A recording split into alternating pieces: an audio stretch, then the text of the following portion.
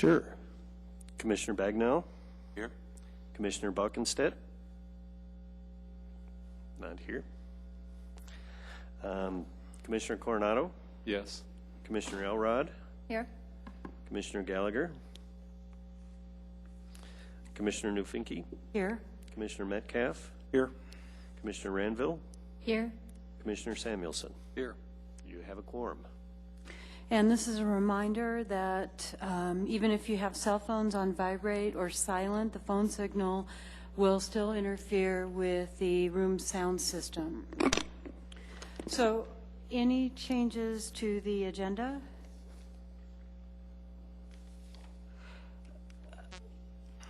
One of the things I was thinking about is after our continued public hearing on the downtown neighborhood plan is just to talk about the city council meeting on next week. Just talk about what kind of format we want. In that case, I'm going to flip back 30 seconds, and I do have a suggested amendment to the agenda. Okay. Item 6, we've closed the public hearing. Right. That really should be titled Discussion and Resolution or Action on the Downtown Neighborhood Plan, correct? Okay. Okay. Any opposition? Okay. What about adding a quick discussion on the city council meeting and the format? Sure. Yeah, everybody agree? Okay, so now in between item 6 and 7, we'll have discussion of the city council meeting. Any other changes?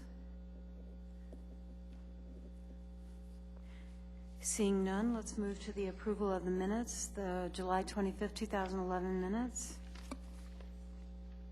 Any changes?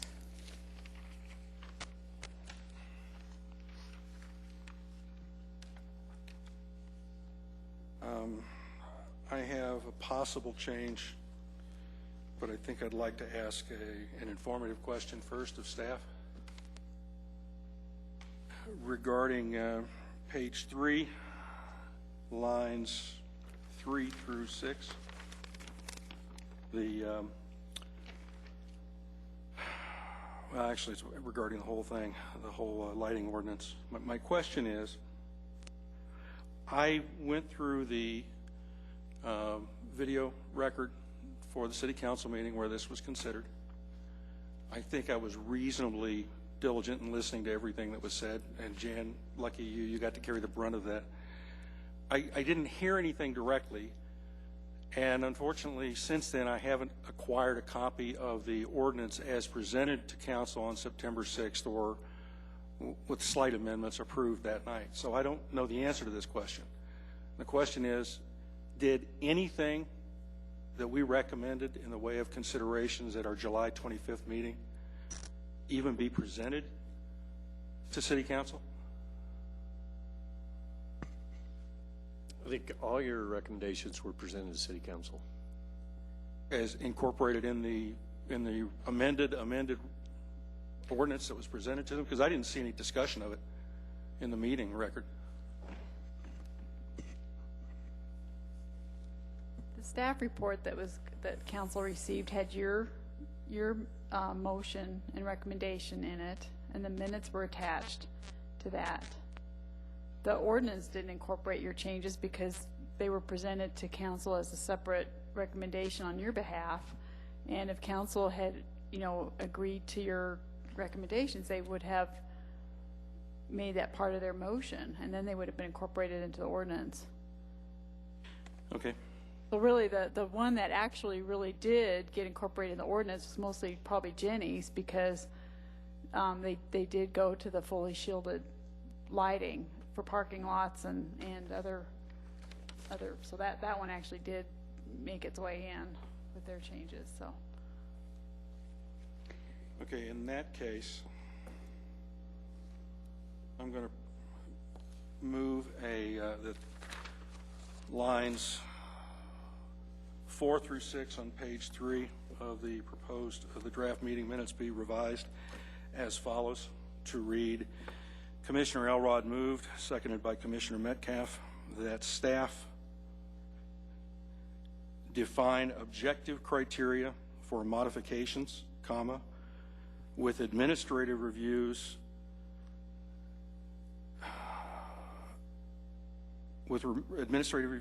and that all cases involving more significant variances be forwarded to the public hearing process via the Board of Adjustment. I went back and listened, sat through the meeting record, and I will be the first to concede that the motion we voted on, as restated by Chairwoman Newfinke, did not include the terms objective criteria, or I left out stated thresholds. That was Craig's contribution. But that was certainly discussed. It was certainly the intent. The way it's written now comes across as we were suggesting that, oh, just defer to staff the definition of who's going to decide what goes to the public hearing process and what doesn't. We tried very carefully, I thought, through the discussion to define specific constraints, or at least ask for specific constraints, rather than a blank check. I'm a little disappointed to see that that didn't come through in the record, and I'd like it at least recorded, even if we want to note that that wasn't in the nature of or included in the final motion that we voted on. So I don't know how anybody else feels, but I reviewed it as well. So again, I think it was an oversight in the statement or the motion that we made here, that it excluded defining objective criteria as well as allowing for an administrative process to approve it. So I concur with David on that. Is that a formal motion? it's a formal motion. And do we have a second? Second. Okay, any discussion? Okay, are we ready to vote? I'd just point out that in light of the non-consideration by, or at least not explicit consideration by council of this, it wasn't incorporated either way in the final ordinance. But I, for one, would like to get our rationale, our reasoning behind this on the record in case it comes up again. Okay, we ready to vote? Or This is recorded, right? It's on the website, so even though it's not fully explained here, it would be on the website if someone were looking at it. Yeah, I know. Here we go again. This started about 6 months ago when I kept pressing for, let's be explicit about it, and just instead of just saying, well, this topic was discussed. Sooner or later, video records fade. The only thing we're left with is the printed record, and I want consistency and completeness in that record. Just so it's clear in my mind, because I think there's a difference between the intended message and what the motion included, and I agree with your clarification. I think it was an important part of the discussion, but if the final motion is stated correctly here in the minutes, can we really change that, or can we just clarify the intent at this point?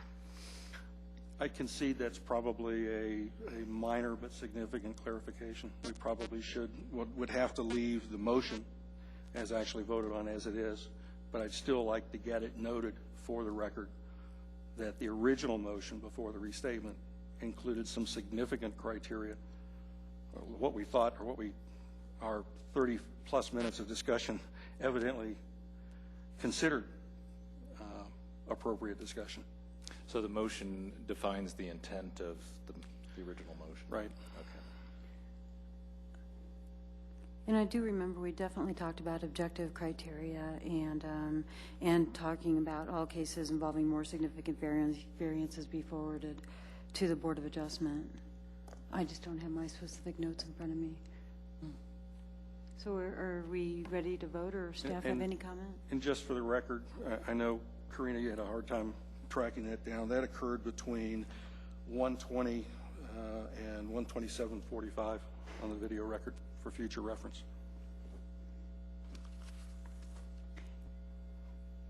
Any staff comment? I'm trying to think back to that discussion, and I do remember the concern of kind of differentiate when staff can make a decision and when it should go to the Board of Adjustment. But quite frankly, I can't remember any specifics about what that criteria would be.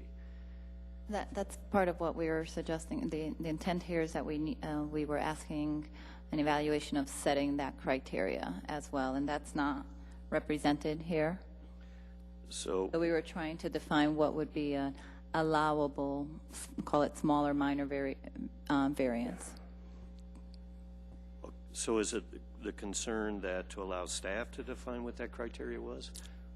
Is that something the planning No, commission? not with the allowing it. All it was the I don't know, refinement, if you will, that we were asking that staff define objective criteria and up to stated thresholds for the administrative review before going to the public hearing process.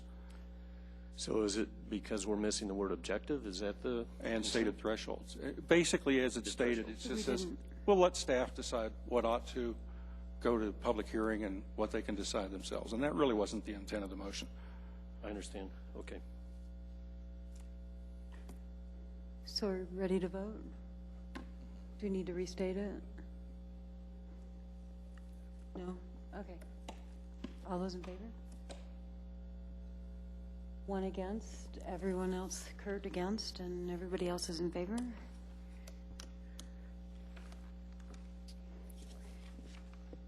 Okay, any other changes to the minutes?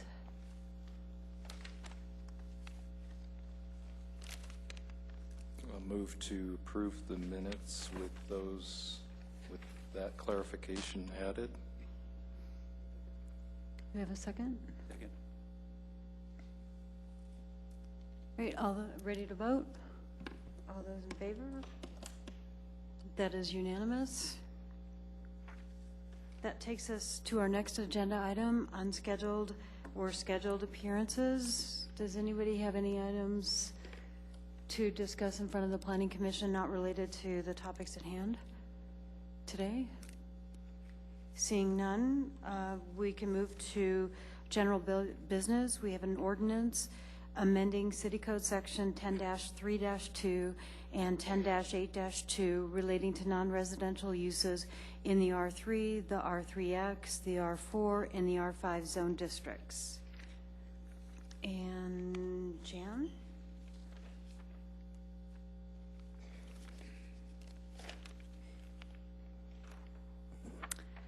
Good evening, Commission. In response to a citizen's request, Councilmember Stallman asked staff to consider options which would allow a limited number of non-residential uses, such as a martial arts studio, be located in non-residential buildings. The specific situation that was raised to spur this request by Councilman Stallman is a martial arts studio that's located at 5770 South Bemis Street. This building is formerly, I think it was a Jehovah's Witness church at one time. This property is zoned R3, which is single-family residential, and it does have a paved parking lot that was used by the church. It accesses from the alley behind the church. The dilemma this property owner has is they can't rezone the property to allow the martial arts studio because the property is less than 180,000 square feet and surrounded on two sides by open space zoning and R3 zoning on the other two sides. And our code has that requirement which restricts the creation of freestanding zone district at that size. So because the property is smaller than the 180,000 square feet and surrounded by the R3 zoning, they can't actually even apply to rezone the property to allow this non-residential use on this property. So staff looked at his request and considered some options here.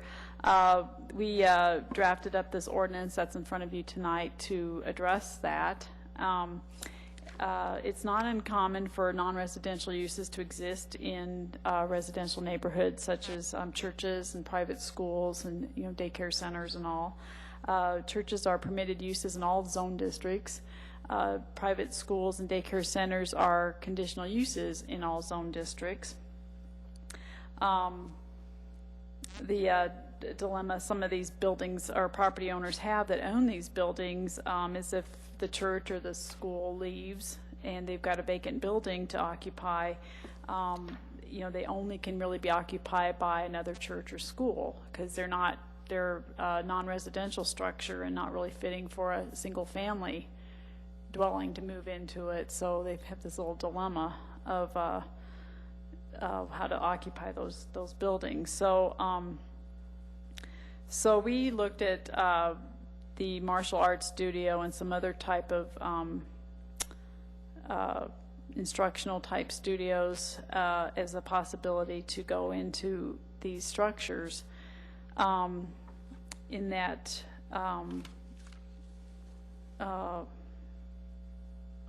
we felt that they would be appropriate as conditional use in the single family zone districts, because they wouldn't have any more impacts to those neighborhoods than church use would, or a private school or daycare center that's currently allowed under conditional use. And also they would be in a more appropriate reuse of this non-residential structures that do exist in some of the neighborhoods. And I also like to note that the proposed ordinance would only allow this use in the single family districts in a non-residential structure.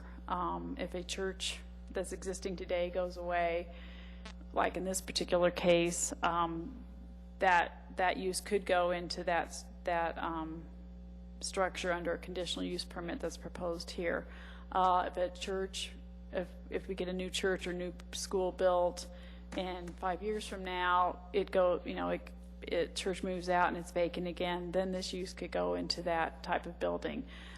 This ordinance does not allow somebody to just specifically take a vacant single family lot in a neighborhood and build a new structure for a martial arts studio.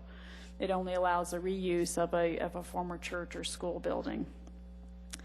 This ordinance proposes to amend two things. It proposes to amend Chapter 3 of the zoning code, that's our land use table, by renaming the subcategory that deals with studios for professional work and teaching, to rename it to studios for professional work.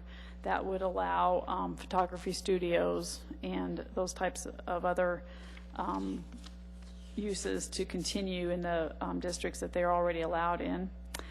The ordinance proposes then to add a new subcategory in the land use table, 14.16, which is studios for teaching fine arts and martial arts, and that is proposed to be placed under institutional uses where the churches and schools are located. And the ordinance would designate this as a permitted use in the BP, T, B1, B2, B3, and CA districts, which is consistent with the current city code. And then it also designates it as a conditional use in the R3, R3X, and R4 districts. And I'll back up a little bit. The proposal also was to add this as a permitted use in the R5 district, the multifamily district, because that district currently allows medical office buildings that are less than 10,000 square feet as a permitted use in the R5 district, and felt that this use of martial arts studios and dance studios and music studios would be less impacting than a medical office building in the R5 district. So that's why staff's proposing that be a permitted use in the R5 district rather than a conditional use. Then the ordinance also then will add a new subsection Q to Chapter 8 of the zoning regulations. Chapter 8 deals with conditional uses, and subsection Q would add 5 conditions that any of these applications would have to follow in order to obtain a conditional use approval. One would be that they have to be conducted within a non-residential structure that was formerly constructed for a church or school. The use should comply with all off-site parking, off-street parking requirements, and the exterior lighting on the building and the property would be fully shielded and comply with the requirements of Chapter 15 of the title. And that adjacent public streets have adequate capacity to safely carry any additional vehicular traffic which might be generated by the use, and that all signage must comply with Section 4323 of the City Code, which is actually all the signage requirements that are for signs permitted in single-family residential zones. And So that's the ordinance that staff is proposing in response to a request that was made by Councilman Stallman. And we found that the ordinance doesn't adversely affect the city's comp plan and allows former non-residential structures to be used in a more economically viable and sustainable manner. And we recommend approval of the attached ordinance. Any questions of Jan? I have questions. Under section 10-3-2, you're proposing to change it from studios for professional work and teaching to studios for professional work. Why the change? It's Because we wanted to specify that teaching would be, well, right now, professional work and teaching is allowed use in the commercial districts. And we took the teaching out into, we further defined that with the martial arts and the, we just further defined it for the way I've got it down here with teaching fine arts and martial arts. It's still allowed in the commercial It would still allow district. teaching Yeah. and childcare, et cetera?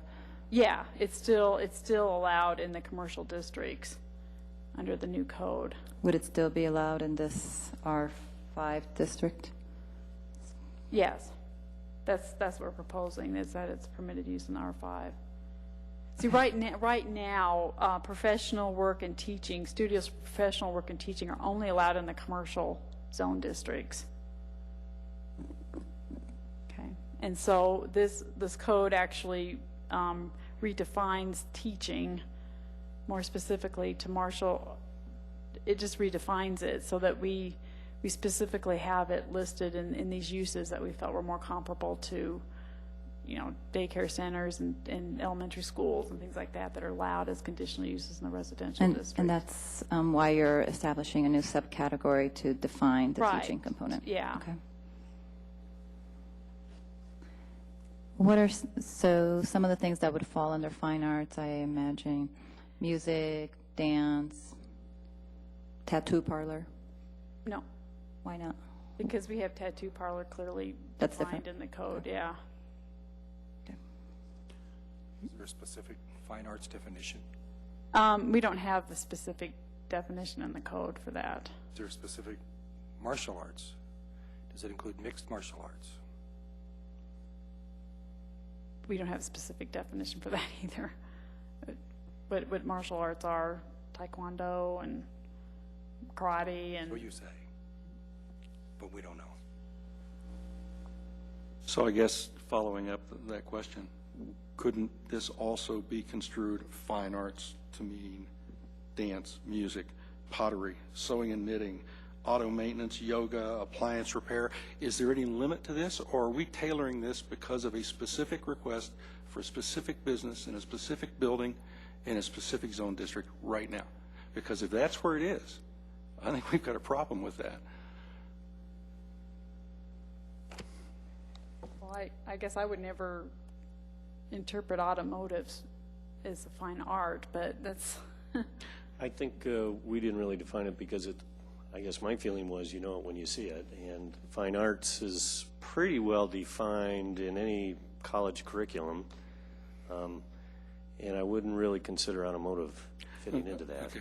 Without trying to itemize everything, I think the question we're raising is this particular to this martial arts studio, or are we going to open the doors for a lot of other operations, which there are contradictory comments in here in the staff report about whether this will not pose any traffic changes, or if it does, the streets around it can handle it, one or the other.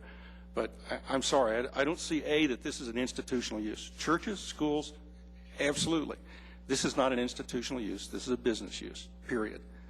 I think what we're seeing here is the unintended consequences of having a zoning code that allows churches and schools to be built within any zone district in the city, residential or not, rather than merely in transitional zones or in peripheral zones where they can avail themselves in future iterations and future converted uses to the traffic routes that are outside of the residential area. I don't see a business that's going to be operating more than just at the beginning of the day and the end of the day, which is, or only on weekends or the occasional evening like churches or schools. I don't see how this kind of business is not going to generate more traffic through the residential area throughout the day. Those are my concerns. Is anybody here to represent the business so they could describe their hours? Let me ask, this is a public hearing, right? We will have a public hearing on Yes, this ordinance? absolutely, So, yes. Okay. So Matt, we'll ask that once we open the public hearing. Any other questions for Jan?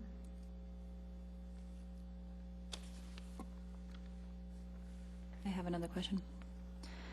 On item number 3 under Q, where you say exterior lighting shall be fully shielded and comply with the requirements of Chapter 15. So is this an existing requirement, or this is a change to a requirement? I'm just not familiar with Chapter 15. Well, Chapter 15 is the lighting ordinance. Okay, so is this a change to that, or is just saying it will still comply with that?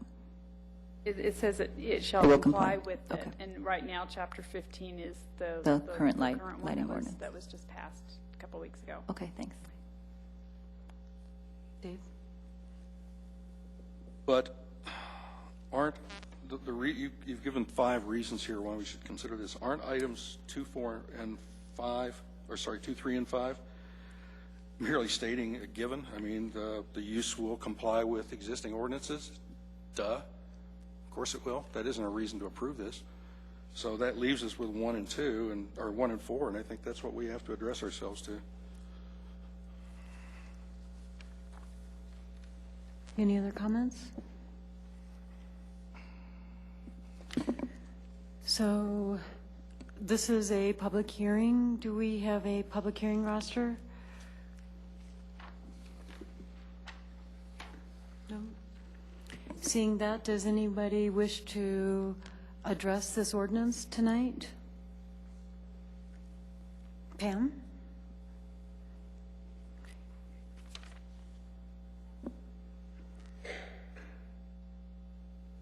And please state your name and address for the record. My name is Pam Chadbourne. I live in District 1 in 5402 South Nevada in R5. So I had no idea this was coming up tonight. I'm dismayed. My first question is a question. I don't understand why there isn't a waiver for this one guy asking for his martial arts studio in this one place. Why is there a citywide ordinance change to make this everywhere? That makes no sense to me. If we don't have a waiver process, we ought to. And the second point has already been made by Commissioner Metcalf. I'm sorry, but there is a martial arts studio up at Platte Canyon in Lowell. It's open late. It has very bright lights. There's a lot of activity. There's a lot of people there. This is not a suitable use. It's not like a church or a daycare or a school. So I object strongly to this. And if you can answer my question about the waiver, I'd appreciate it. Okay. And is that it, Pam? And we'll address your comments later. Anybody else wish to address this ordinance? Norm?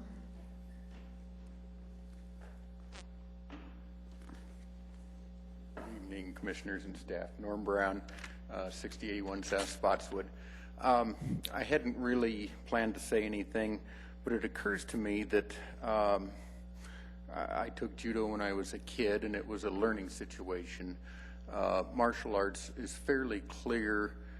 I think the distinction would be clear between if you're having tournaments or something like the Ultimate Fighting, which would be an entertainment venue, as opposed to a teaching venue. I used to go to the YWCA was where they had it in Pueblo till they built a new YMCA. But it was absolutely a class type setting, more like a PE class than anything else. But we learned a little history of judo and so on. I don't think this is an inappropriate use, and traffic-wise, as opposed to everything occurring perhaps on a Sunday or a Wednesday or a Saturday, depending on the religion, and you have things occurring perhaps in the evenings or, you know, in the summer during the days whenever children are available.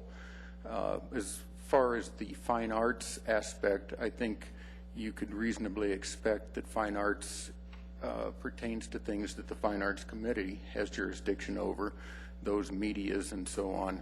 If the Fine Arts Committee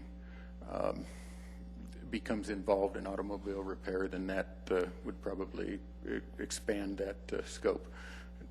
That's the things and for those of you that aren't familiar with the address, it's what, 4 blocks from this location.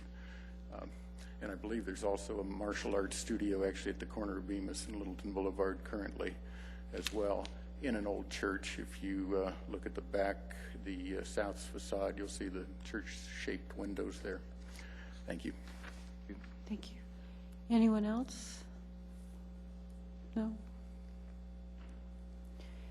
Seeing none, we ready to close the public hearing? Should we vote on closing the public hearing? I so move. Okay, second. So Dave motions and Craig seconds. All those in favor, everybody? Okay, discussion. Should we address Pam's question about what is our waiver process for the city? I believe that would be a variance, correct? Right, and that's part of the issue here is really for this property owner, there really is no avenue. There isn't a variance process because we're really talking about a use, and that's not something that there would be a variance for. Really, the only step would be to rezone it, but again, we do have a requirement in our code that you have to have 180,000 square feet of property before you can submit a rezoning, or be part of another rezoning that would be greater than 180,000 square feet. So we felt the conditional use permit would be the right process because that gives a chance to weigh it amongst the neighbors who are going to be the ones impacted, gives you an opportunity to put conditions on it to make sure it fits very closely to similar to a use that would be allowed, such as a church or school. So that was staff's thinking. We think it's not, this is the one case I think that brought it to our attention, but if you look at any planning trends such as neighborhoods or folks that are aging in place, I think we're going to see fewer and fewer kids come out of Littleton neighborhoods. And I've seen it in other parts of the country where they're looking for other uses for public schools. So that could be a use. Certainly with churches, denominations move on. I mean, the one case we're talking to you about is what's this? It was a Jehovah Witness facility. Their congregation grew. I think that's always the goal of a church facility, that they'll grow and they'll move somewhere else. And now we have this building that has no use. So staff feels that an empty building is probably a bigger blight on a neighborhood than a use that fits in very similar to an allowed use. So that's why we're proposing it and recommending that you recommend approval. Okay. So a church or existing school in a residential neighborhood in one of these zone districts, and now just for clarification, would be under current code, a teaching church would be acceptable, and I think where I'm going with this, any other use would require a rezoning except residential. So in this particular case, they could redevelop the site as a residential property as well. If they scraped it and built a home on it. Yeah. Right. I wanted to point out that under conditional uses, there's several different types of conditional uses in Chapter 8 that have like certain conditions they have to meet. These 5 that are suggested for this one are here in this ordinance. But I just want to point out that when the Planning Commission is looking at a conditional use application, And that's the reason why we have them, is so that you can look at them and specifically in relation to where they're located in their neighborhood. And you can also, in your conditional use approval, add additional conditions, depending on what you're looking at, as far as the impact. If there's other things that you think that particular facility needs to address to mitigate impacts to the neighborhood, if it's the hours of operation, if you're concerned about some traffic impacts and you want to add another condition that limits some of that, you can specify that in your conditional use approval.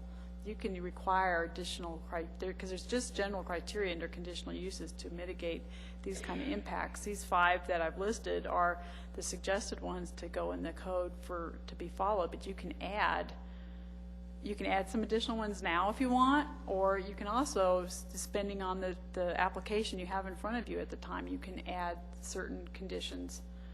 We do it all, the planning commissions have done it all the time. They do it with the daycare centers, they do it with the private schools that you've had where you've limited enrollment, approved specific age ranges, you've approved specific location where the kids are dropped off. I mean, I've seen a lot of daycare centers and private schools that the commissions have looked at in the past where they've added more specific conditions to that approval than just the 4 or 5 that are listed in the code. So I just wanted to clarify. So are you saying this could be amended to state this particular property rather than such a wide if this ranging ordinance statement? gets approved, this particular property then would have to come in with a conditional use application, and then you'll see you'll see this again under a conditional use application. If there are certain things, if you're concerned about him having classes till 10 o'clock at night in that neighborhood, you could put a time on that. You could say, it has to be closed at 9 o'clock or whatever. That's what the conditional uses are for. So as a follow-up to my question, Jan, as it's written now, studios for teaching fine arts and martial arts, would that preclude other types of teaching within those facilities, such as preschool or even daycare? Well, they fall under different conditional use.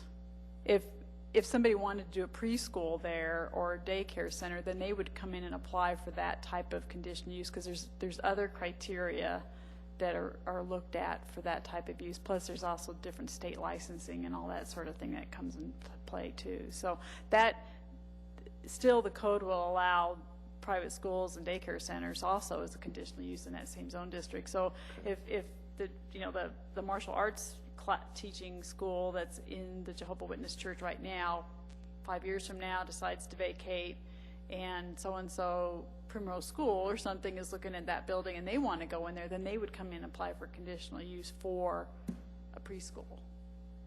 Is that what you were asking? Yes. Okay. Jan, I have further follow-up on that. So I think the conditions are helping us to set and assess the impacts to the surrounding neighborhoods, and that's what we're most concerned about.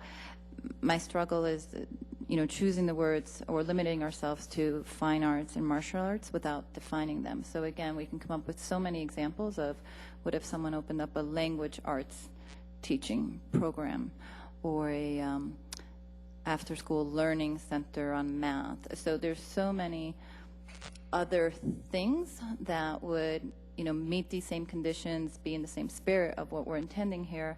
But I think it's choosing to specifically define fine arts and martial arts without, either expanding the definition more broadly or the complete opposite of specifically defining fine arts to whatever uses. I think that's the challenge that I'm struggling with. Let me check just a second.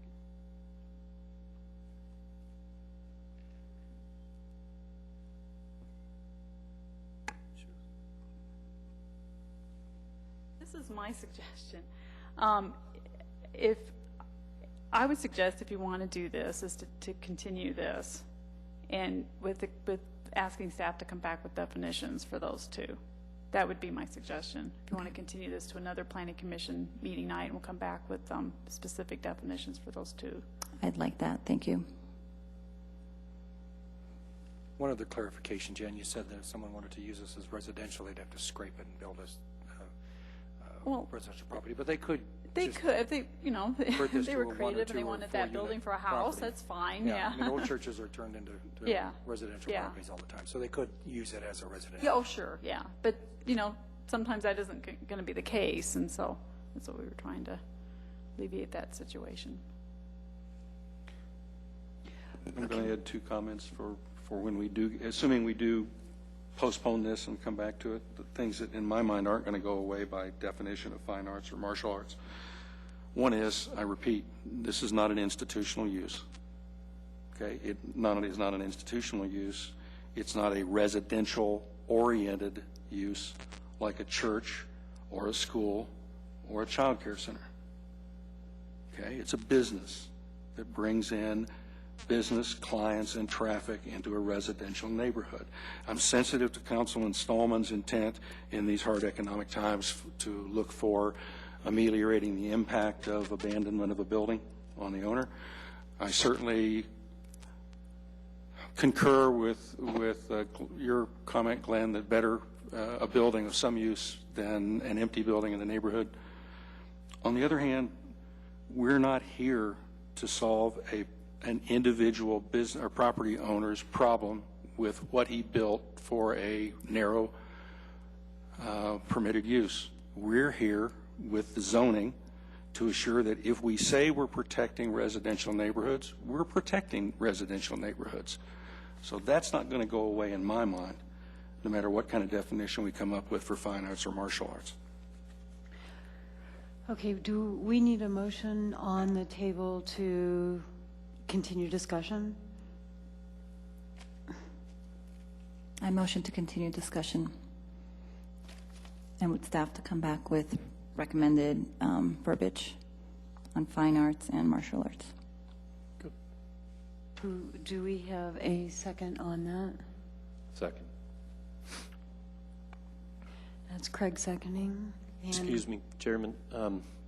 Jan's telling me we need a date. So if you want oh, to yeah, we have to move it to a date certain. Okay, so can staff recommend a date? we could come back to you at your next regular meeting.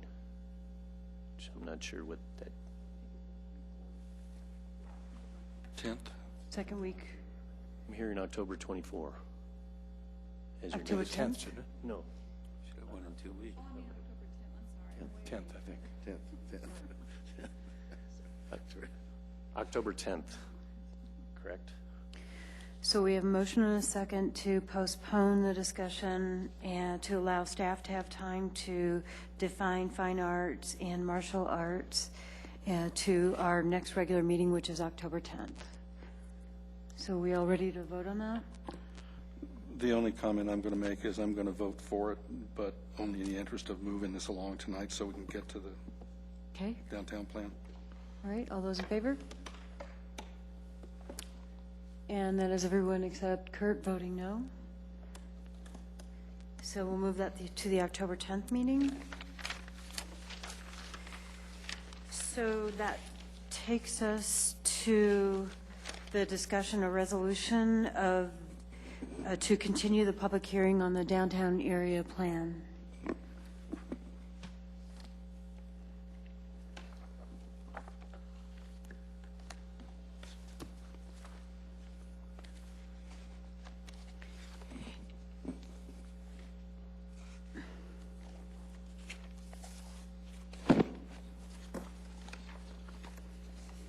And what Dennis is handing out is the public hearing roster, comments that we've received, text comments, Charlie Blaston's comments, Tri-County Health, and a number of other public comments that we received.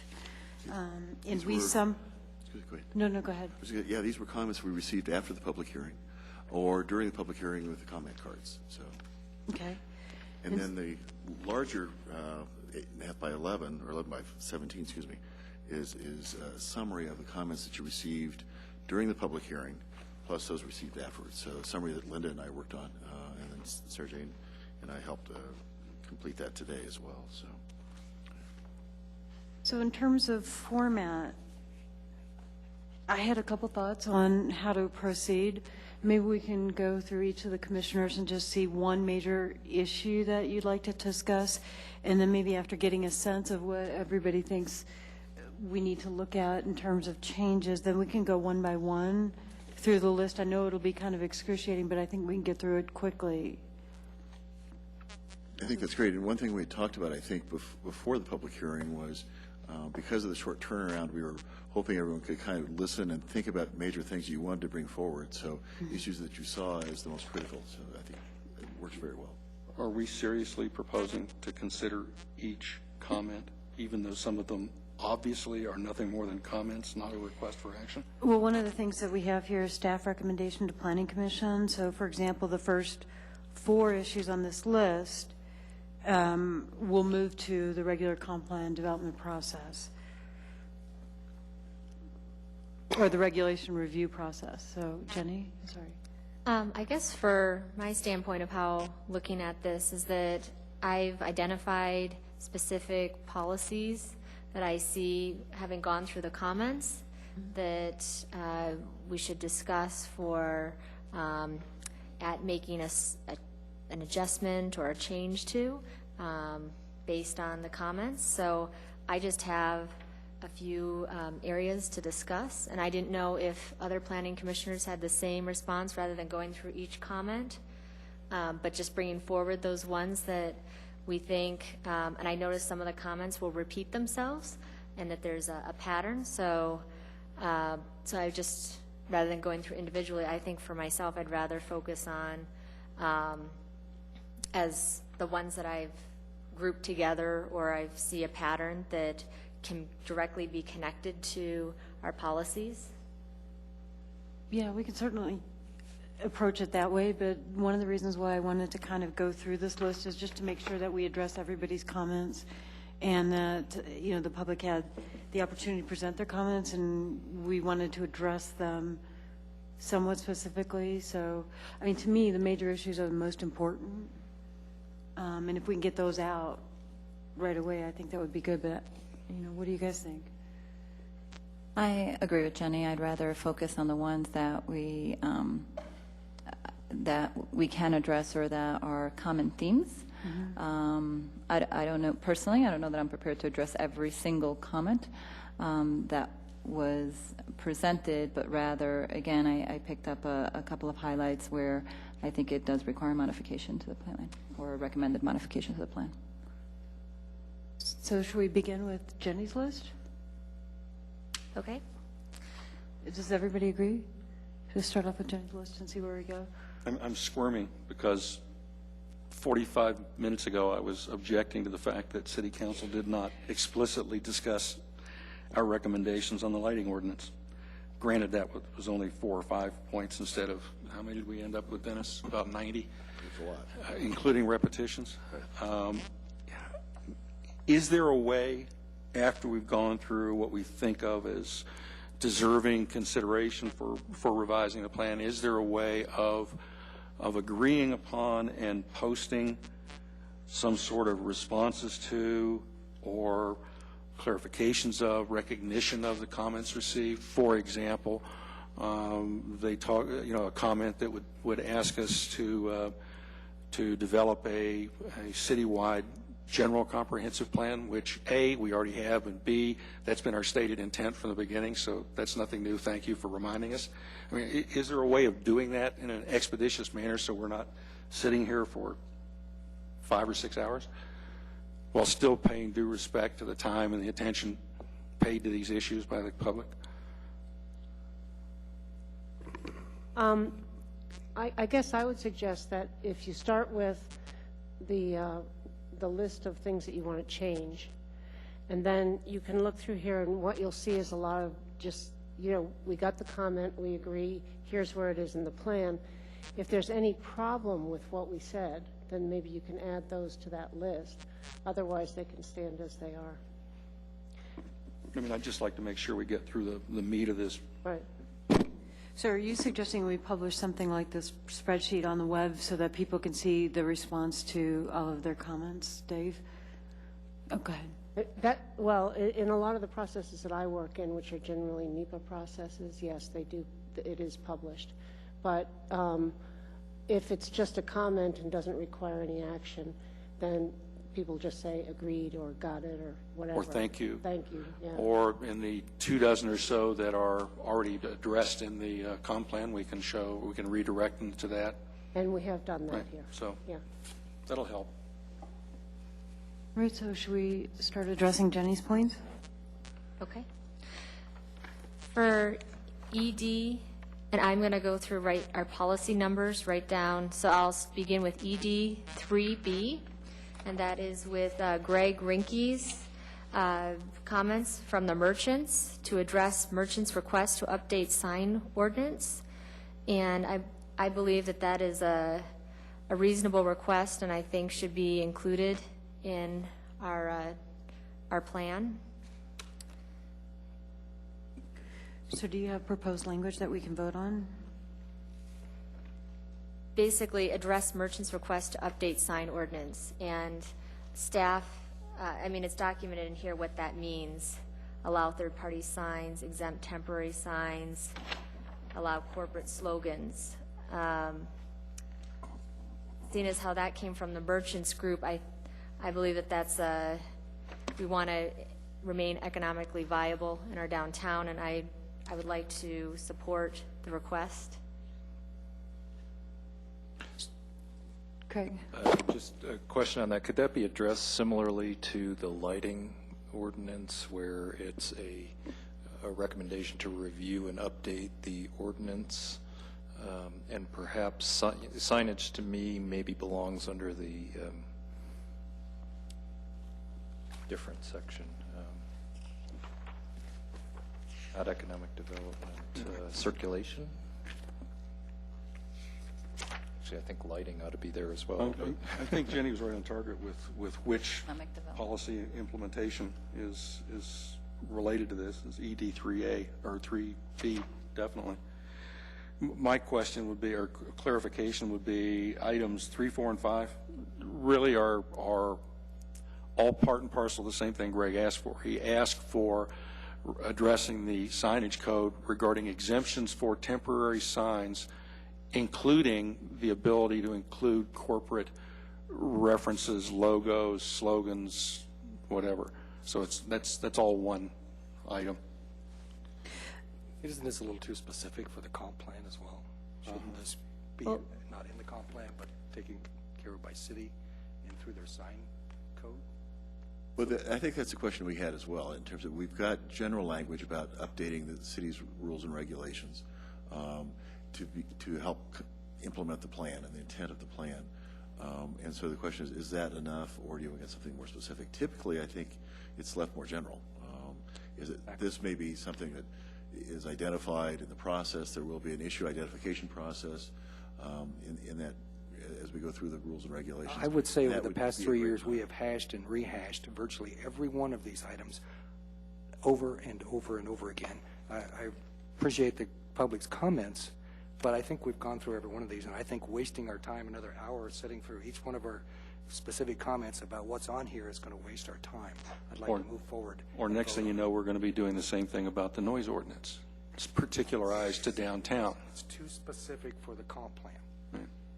So And for that matter, Norm Brown suggested at a pub meeting 2 weeks ago that at some point we have to recognize that if we bend over too far backwards in dealing with downtown businesses separately from the other businesses throughout the city, equity becomes a major issue.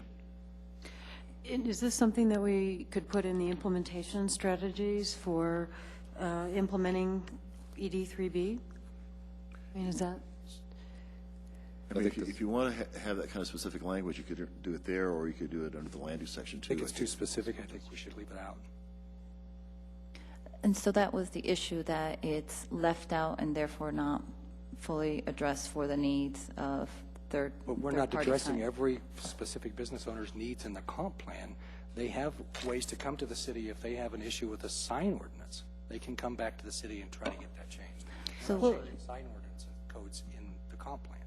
And we do have stated here, improve major entries, initiate a wayfinding program. So, I mean, we've got a lot of the stuff on the implementation strategies already. You know, it's just not specific to signage, and we know that signage is going to have to be revised to be able to meet that goal. So, I'm sorry, where is that one in particular? That's page 24, and it's LU9B. And this is, actually, this is referring to private signage. This would be commercial signage rather than wayfinding. So it's distinct that way. The other thing I think that will happen, kind of along with what Kurt is saying, is we get into looking at the rules and regulations to implement the plan, and to some degree we'll go back to what we heard in the survey and what we heard in the interviews, and signage certainly comes up over and over again. So that's part of the issue identification, I think, in the process that will be followed, is to look at what we heard. Why was this in the plan in the first place? So I would anticipate we would see that again, and certainly we'll ask for more input. Dave? Dennis, do businesses outside of the downtown area within strip developments or mall areas have more latitude regarding temporary signs and corporate signs, or do they have to follow the same? They have to follow those. Slam dunk as far as I'm concerned. Right. And it's an issue citywide. It's an issue our code enforcement people deal with a lot. So. And I see signage as a citywide ordinance type situation, not specific to the downtown area. So I don't see us as getting involved in the minutia of sign ordinances and what someone can and cannot put into on their building. I think that's way lower than we're supposed to be up here at 40,000 feet looking down at this comp plan. Unless we also want to go back and try and resolve the market difference between what the sign ordinance says in black and white regarding measurement of the area of signs, including background, versus what staff traditionally had, how it's interpreted it. I'd rather see that resolved before something like this, because we've dealt with that before, and it's bound to come up again. I think I agree with Kurt. This is minutia. It's not what the comp plan is about. Let's move on. So should we just take a quick vote do we want to address the merchant's request to allow third-party signs? Do we want to do that as a formal vote? Do we have a second, if that's the case? Oh, for God's sake, let's move this along. I'll second the motion. Okay, all those are ready to vote? All those in favor of including the merchant's request to allow third-party signs? And 4 in favor, 3 against. That motion is not approved. Okay, Jenny? All right. The one, seeing as these things are bringing up more discussions, I'm going to get right to the one that I think should definitely be changed, and it is with the sustainability definition, and to remove the United Nations definition of sustainability. And actually, Pavlos and I had wrote one that instead of using a generic definition that we actually had handed out back when we looked at sustainability. And basically, a sustainable Littleton community meets the needs of the present while enhancing the ability of future generations to meet their own needs. And to add a second sentence to help clarify the implementation direction for sustainability, which would be the Downtown Neighborhood Plan builds on the City of Littleton Environmental Action Plan by focusing on energy use, waste management, water use, and air quality. And I hope to give a more direction for, I think the individual who brought up that question was just wanting to ensure that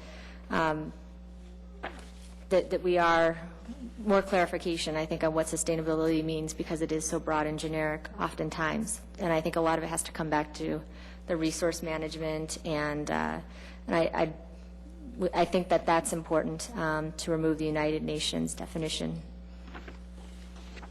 Okay. And I'm assuming that's official motion? Yes. And do we have a second on that? I second that. And any discussion? I'd like to hear the proposed revision again. Okay. A sustainable Littleton community meets the needs of the present while enhancing the ability of future generations to meet their own needs. The Downtown Neighborhood Plan builds on the City of Littleton Environmental Action Plan by focusing on energy use, waste management, water use, and air quality. Would that be stated as the goal then under? That is underneath the definition of sustainability in the appendix, because it is brought up, some of those, the Littleton Environmental Action Plan is brought up in the sustainability, one of the policies, but it just helps for those who are looking at the definition to see our intent. And it does reference back when they look at the sustainability section that that they will see that it is really an emphasis on using our resources wisely. That's the intent. Dave? First of all, let's note this really connects to both of Dave Randall's comments on the chart, number 25 and number 26.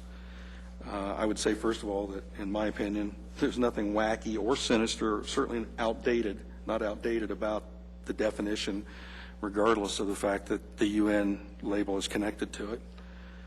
I'm concerned that the revised language really isn't a whole lot more objective or specific, just wordier, no offense.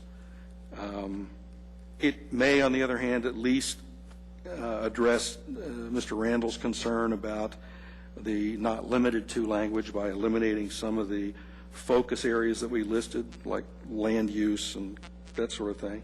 So that might be helpful. Well, I think it's important that, I mean, back in the S1A, when we were including those focus areas, and I think including land use, historic properties, I think that's good. I think what the intent is that we're building on these focus areas, energy use, waste management, that's our starting point. And then when you go back to S1A, we start with that, energy use, waste management, water use, air quality, and we do add some additional criteria in there, which is write our sections in our comp plan. While I don't endorse necessarily Mr. Randall's motivation in raising this, I share his concern about saying things like not limited to, and then essentially listing every category and every area of the comp plan as being a focus for sustainability.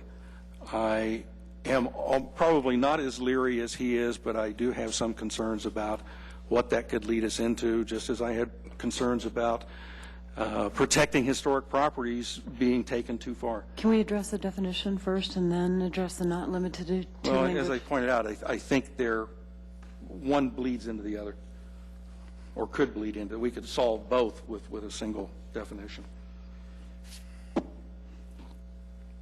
Any other comments on the definition? Are we ready to vote? All those in favor of Jenny's suggested language? And that is all yes, with Metcalf voting no. Okay. Now, can we address the not limited to language? Jenny, real quick. Well, the intent of the not limited to was, like, for example, local food or some other areas might be something that could come in, and it would fall within that same intent. Again, looking at our resources, how do we use them wisely and ensure that they're there for future generations? So I know that maybe that could be a concern, wondering, well, what does that mean? But I hope the intent is understood that it is really focused on our resources and ensuring it's there for future generations. And we listed several to give the direction of what we're thinking. So I'm okay with leaving that in. We're talking about number 27 that went along with addressing the definition. Could somebody suggest what else might be included under not limited to? I mean, we've identified every area of the comp plan. So what else is there? What else might somebody down the road use this as the foundation for arguing? And if not, if there's nothing, we don't need the not limited to. I guess I don't see any harm in striking that phrase. So on page 21, the last sentence, to say focus areas include energy, and say not, get rid of the but, are not limited to? Is that what so you're move. suggesting? Do we have a second? Second. All right, do we all those in favor? And that is 2 against, with Elrod and Ranville voting against. So that takes care of 27. I'm sorry, Jenny. Oh, that's right.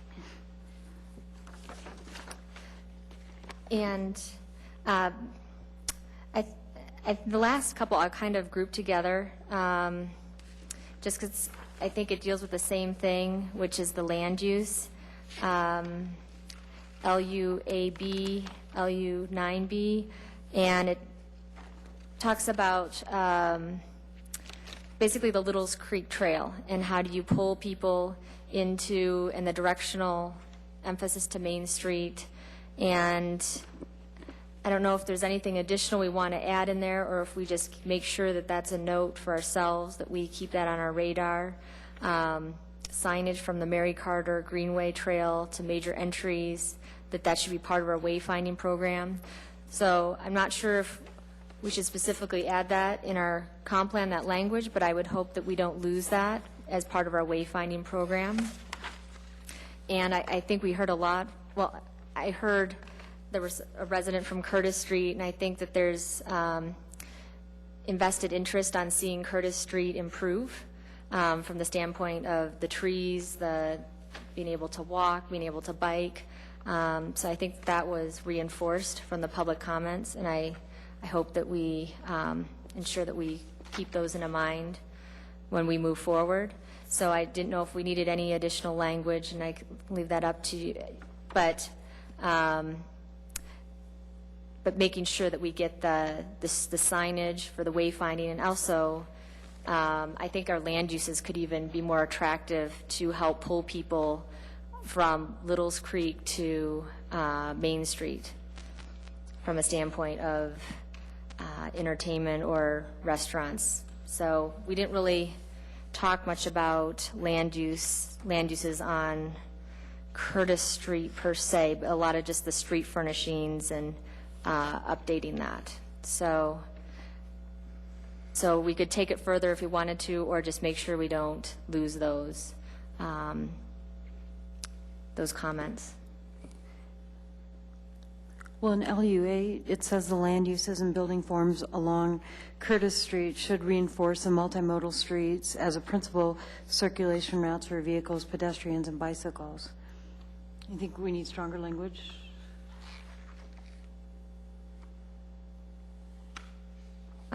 Any kind of signage, or just ensure that that's incorporated in our wayfinding program? I'm sorry, Linda, which implementation policy were you referring to? LU8? Not implementation, it's... Oh, the goal. That's the goal, right. I was just looking at more like the LUA and LUB. Well, we do have LU8B to improve pedestrian environment along Curtis, but you want something stronger.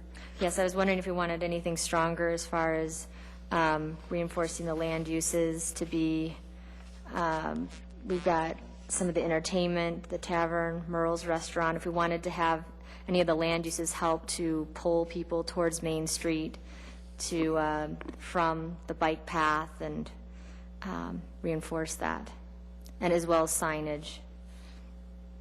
Is that too much detail? I think we're getting way too detailed in all of these. I think we've covered all of these things over and over again. Let's get on with it. If you've got specific items that you'd like to change, let's get those out on the table and let's talk about them, vote them, and get on with it. Okay. And I'll note that also bleeds over into Charlie Bloston's comments, number 1 and 2.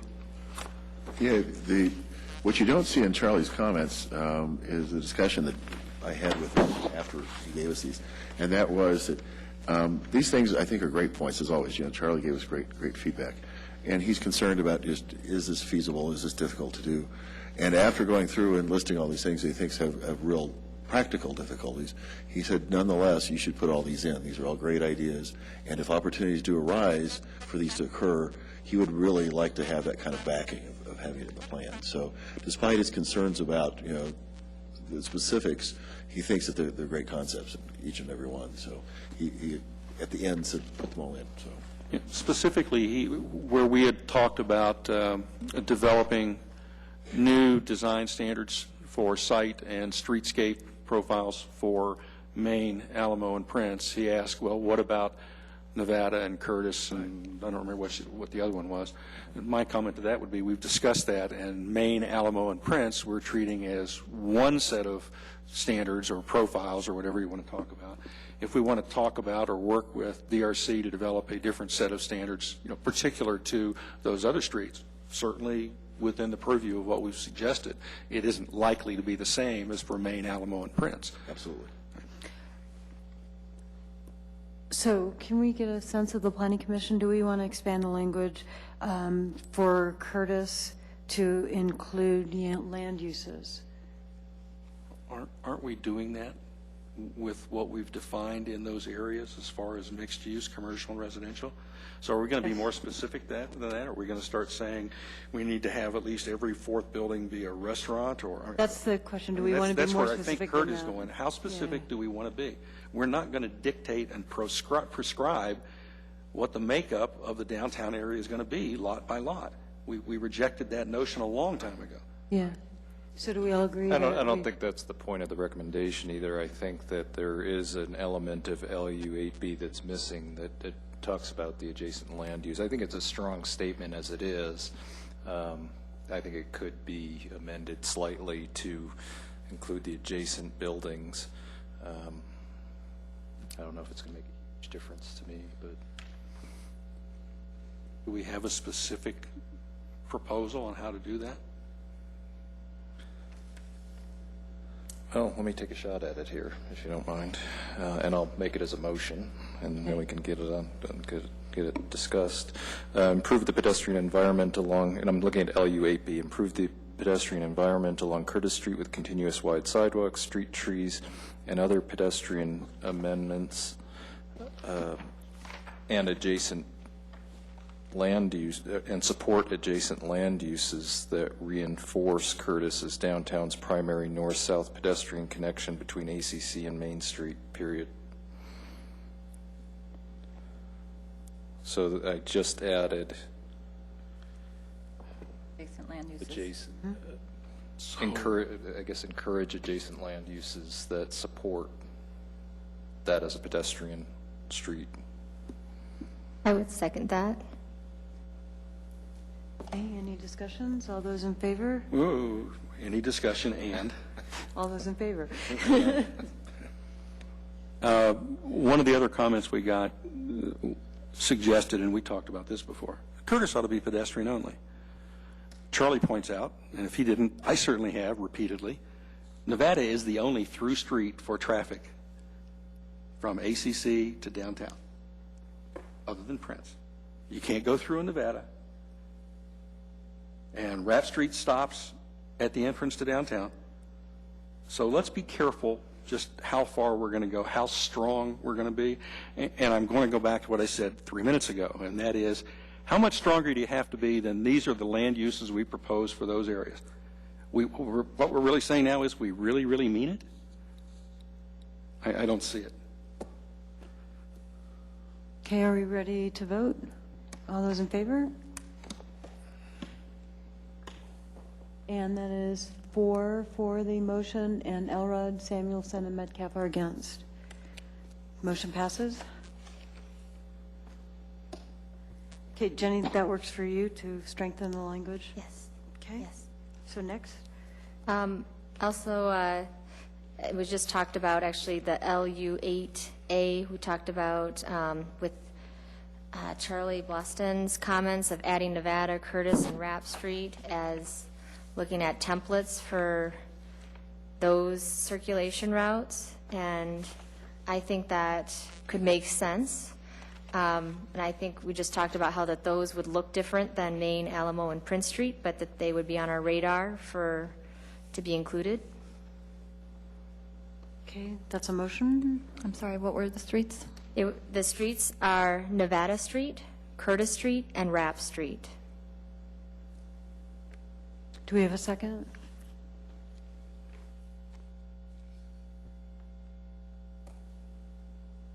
I'll second it for discussion. Okay. So we're not saying the same standards, but a consistent set of standards for those three streets is distinguished from the others. So that would be LU 8A Part 2. We're just adding Main, Alamo, Prince, Nevada, Curtis, and Rapp.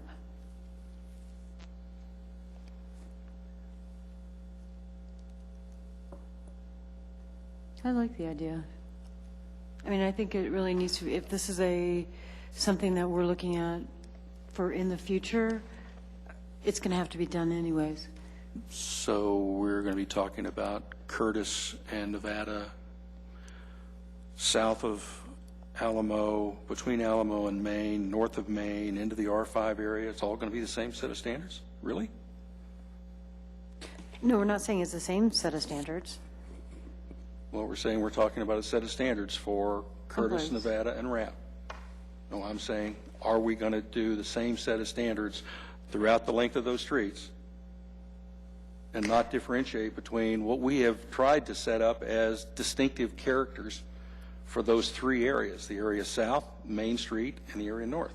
See, I don't see the language saying that. Okay. To me, I think it says to develop specific streetscape design and template, so different strategies for each one of those streets. But am I mistaken? I mean, was that the intentional language? I'll check with Sarah Jane and Glenn on this, but my thought would be that you probably could blend the two. You could have standards for the streets as they go through those different districts, and the street would evolve from district to district probably as the character for the districts changes. This is exactly the kind of conundrum that I said we were going to get into 2 years ago when we started taking this by category, circulation, urban design, and all that sort of thing, instead of what we started out to do, which was define those elements that would contribute to the characters that we desired for specific areas of the downtown area. So here we are, dealing with that same complexity that we could have avoided had we taken a different approach. Okay, that's I'll say my sermon. we're still tinkering with something that we worked on for 3 years, and we're going to have some unintended consequences by adding these things in at the last minute and sending it on up to City Council. I think we've got a plan together. We've worked on it for 3 years. Several of us have been on here all that time. We put it together. We put our best efforts into it. Tinkering with it now is not the right thing to do, period. I'll say it over again. I'll be the one naysayer up here, but I'll say it, and I'll say it, and I'll say it again. Okay. So the motion has been made and seconded to include Nevada, Curtis, and Rapp into LU 8A. So all those in favor of that? And that is 2-4, and that's Ranville. I'm sorry, my brain's going dead. So we have 2 against, and the motion fails. Okay, so Jenny? You know, that was basically it. And the one thing I think that we should address after this plan is that we do look at updating our complete comprehensive plan in the near future. That was something that we heard repeatedly from a number of individuals, that they wanted to see the complete comprehensive plan. So I hope that that is happening in the near future, and that's it. And I think the other one that I think would be good just on our radar is, and I noticed youth involvement, and I think that we should get more youth involved in our public process and encourage more families with children to come out and participate in the public process.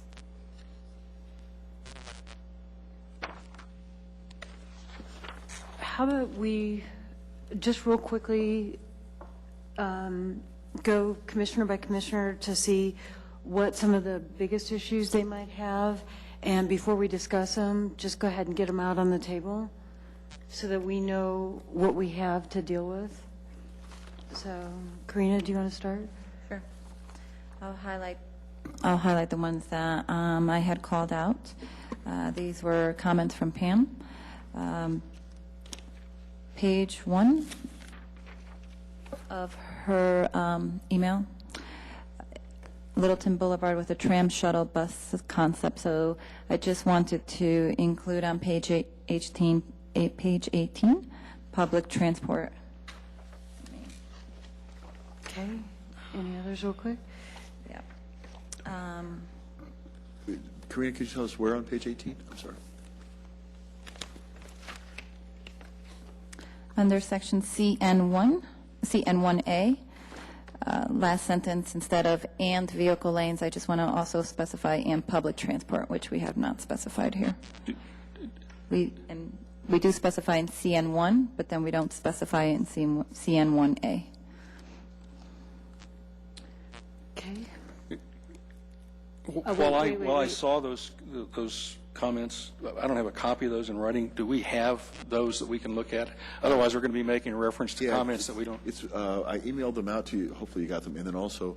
I saw them on the email, but I didn't print out 6 pages of them. Oh, yes. Yeah, it's in what I handed out tonight. Yeah. It is? Yeah, it's behind the sign-in sheet. Karina? The last 2 pages, 3 pages. Thank you. Yeah. Okay. Other comments? I'll continue. Sorry, Karina, I just hadn't seen that. I do want to revisit the height limit map and the recommendation from Pam there again. Okay, Matt. Little's Creek, I think I agree, is an asset that we should acknowledge. And under section LU4, restricting parking in R5. So my position on that, we've outlined that we need a parking program or evaluation. So I don't think there was some conflict in the document that states specific parking allowance or disallowance, but yet we're saying we're going to do a comprehensive parking plan. So I would that's more of a cleanup, I think. Now that I have this written list in front of me, can you back up and just let me circle the items that you're talking about? Sure. Which one, the parking one? All up from the beginning. Okay. Height limit map review, page 16. I'm sorry, I'm working. I'm trying to work off of the list the comments we got from Pam. Is that what you're talking about? I'm going off of what was emailed, so that's what I had time to review. So that's what I'm using as my comments. It's referring, that particular height limit is referring to page 16 of our plan. But it should be the same as handed out tonight. So on the 3 pages that were handed out tonight or were emailed to you, what number is that from Pam's comments? One moment. Yeah, that's what I'm trying to get at. Just for the record, if we're going to talk about this and consider it, I want to see it in front of me. To know which one we're talking about. Dennis, is this the document you're suggesting I refer back to? Mm-hmm. Sure is.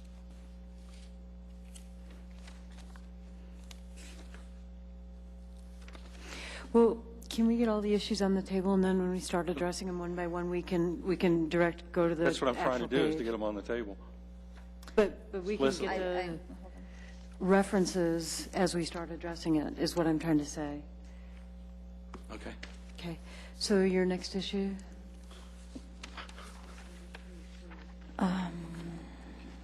Okay, so height limit was an issue that I'd want to revisit. And that's comment number 23 on your big sheet. Thank you. Okay. The next is Little's Creek, identified as an asset. That would be part of the vision section of our plan.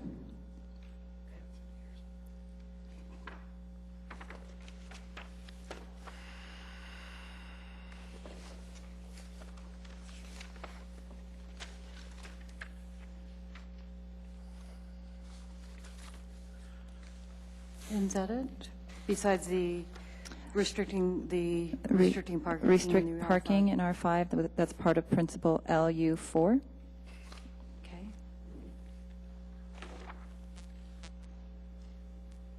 That's all I have. Okay, Matt? I'm going to have a response similar to Kurt's. This document, as Mr. Metcalf describes, has been worked on for 3 years, more than 3 years. There's been meeting after meeting that allowed for public comment. All the meetings are televised. We've spent, in my time on this committee, countless hours amending this document over and over again. I can't imagine all the amount of time that was spent before I came on in March. It will never be perfect. It will never represent everybody's needs. And I think the majority of comments, in my opinion, are by people that I think it's great that they're participating in the process, and I welcome it, but I think they're missing the point of this document. It's a charter. It's high level. It's not supposed to be that specific, and I think we're wasting a lot of time by continually pouring through it again after again. That's my point of view. Okay. Well, I tend to concur. And I certainly recognize that no matter how many times you comb through a bowl of cherries that you're planning on turning into a pie, you'll find another pit the third time and the fourth time. On the other hand, if you do find a pit, you don't leave it saying, oh, there probably are more in there. You go ahead and take it out. To the extent that there are serious conflicts, for example, Norm's citation that we have the wrong park portrayed on whatever page it was, 24, I think. If we catch things like that, then fine, let's correct them, for God's sakes. Okay. But getting into the kind of detail that we've been talking about for the last hour is excessive. Craig? All of my comments pertain to whether or not these belong in the downtown area plan or whether in that next step, which is the citywide update.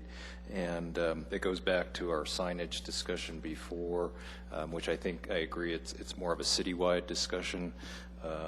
Even the comments on lighting, I think, really need to be addressed at a city level. We had some specific ones in here in the downtown area that came out, especially as a result of the conversation about the pedestrian lights.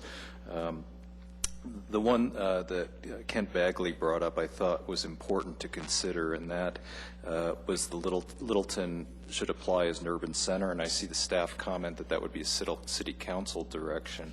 But I think that it's important, it's directly relative to downtown, perhaps a wider area than the downtown area, but it should have the endorsement of Planning Commission. It is ultimately a city council direction. As a matter of fact, for the record, it is in the existing comp plan, and we did endorse it 2 years ago. In the fall of 2009, after we had finished our site visits to the different downtown areas throughout the metro area, and went particularly to the Dr. Cog presentation on exactly that subject. So somehow or other it got missed. And it should have been a part of comp plan, or this plan. This plan, not this is citywide. Or citywide, either way. Right. But in particular, I think, Dennis... Wait, can we wait for discussion until we just get all the issues on the table? That was it. Sorry, Dave. That was it. I think Okay. that should be a recommendation in this plan. And that's item number 7, or I guess it's 8 on here. And let me read what Steve Backenstadt sent. He said, please comment tonight. I recommend to approve the plan as written with the action of applying for the urban center designation immediately. And that was his recommendation. My biggest concern is the height limit map, as Karina was mentioning. And that's my only concern. Kurt? I have no more comments at this time. Okay, Dave? We're going to have to do speed comp plan. There are extra copies there for Dennis and anybody else who's interested. I'm not going to go through all these. I'm glad I brought my glasses. Yeah, well, sorry. I'm a cheapskate when it comes to printing out paper. What I try to do is go through these and do several things. One, dispose of the ones that are already in there, and just, as Dennis' staff did with their printout, show what the reference is so we can say, look, yes, we agree because we put it in there. I've also tried to go through and point out the things that somebody may sincerely think we ought to be undertaking, but it's not within the purview of the Planning Commission or the city at all, or state statutes, or even the U.S. Constitution, so we can dispose of those. I also took the liberty of noting for the record how many of these questions brought up by staff or citizens I have raised probably more than once throughout the last 3 years' discussion. There's nothing in here other than Norm's comment about which park we've pictured in the document that I really see as needing to be changed now, unless we want to start getting into and rehashing the things that I've rehashed repeatedly to no avail. So I won't.